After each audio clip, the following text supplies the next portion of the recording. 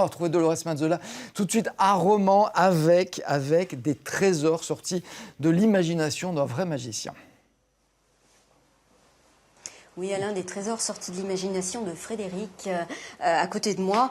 Et ce n'est pas qu'un magicien, c'est un créateur, un plasticien, un éventailliste. Vous avez énormément de cordes à votre arc, j'ai envie de dire, Frédéric, mais vous êtes aussi restaurateur. Parce que la restauration d'éventail, c'est compliqué. Et puis vous avez ce talent.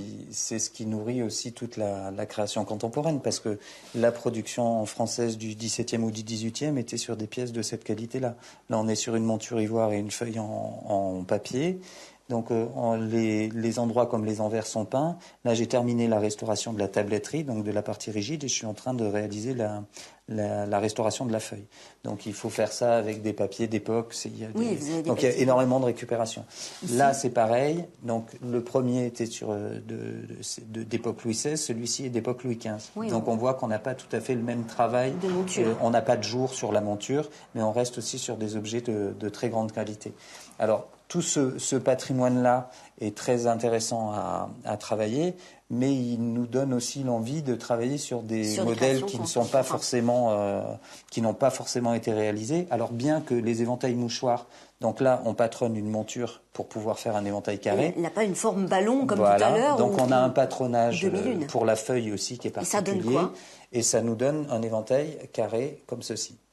Alors, et on n'est absolument pas limité par la forme. On peut imaginer toutes les formes de patronage possibles et imaginables. Alors, le mouchoir avait existé pour les éventails cotillons au XIXe siècle, mais a vraiment été remis en avant justement par la Maison du Velleroy comme un éventail ultra contemporain qui sort de la ligne usuelle de l'objet.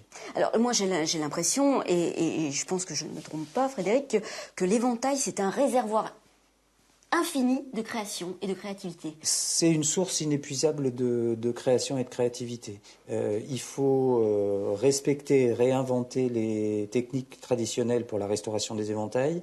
Il faut essayer aujourd'hui d'utiliser des matériaux qui n'ont jamais été utilisés, comme par exemple pour celui-ci où c'est une monture en carbone qui a été réalisée. On utilise aussi des matériaux très contemporains pour la réalisation des feuilles, et aussi on peut se nourrir de toute l'histoire et de la symbolique de l'objet, parce qu'il faut bien se dire qu'au démarrage c'était plutôt un objet qui était destiné aux hommes, qu'on avait soit dans les mains du chef de guerre, soit dans les mains du prêtre. Et en fait, l'idée, au-delà de la matérialité de l'objet, c'était que c'était la métaphore du souffle, le souffle renvoyant à la parole, à la règle, au pouvoir et à la transcendance spirituelle. Ce n'était pas qu'un accessoire de mode comme on le connaît aujourd'hui. Et vous, vous en inspirez dans vos créations, parce que vous êtes plasticien aussi. Je voudrais qu'on voit cette pièce-là. Là, c'est un travail d'éventail. Voilà, alors en fait, là, comme l'objet, l'éventail porte dès le XVIIe siècle le nom de paravent de la pudeur, c'est toute une réflexion sur nos origines et l'identité, la double identité de l'éventail. Donc là, l'éventail arrive pratiquement comme une sculpture, comme une partie même du corps du personnage, puisqu'on confiait l'éventail soit au prêtre ou à la prêtresse du feu, au chaman, et dans tous les rites religieux, on a toujours une forme ou une autre d'éventail qui nous permet d'arriver à une dimension plus spirituelle que matérielle. Alors là, il y a un petit clin d'œil particulier en plus sur cette pièce-là. C'était vraiment l'évocation d'un être premier, avec des cartes du monde entier dont les plus anciennes sont de la période romaine jusqu'à des cartes militaires contemporaines. Et cette espèce de tatouage de cartes où on n'a pas la même connaissance le même nom pour les pays et la même connaissance du territoire permet d'évoquer un être premier indépendamment de toute origine, de sexe, de couleur de peau. Donc c'est vraiment ce qui est à l'origine des multiples influences qu'on retrouve dans la réalisation de l'éventail. Frédéric, je vous écouterai pendant des heures, mais on va être obligé de s'arrêter là, malheureusement. C'est un grand plaisir. Mais en tout cas, pour moi aussi, c'est une merveille ce que vous faites ici. Encore bravo.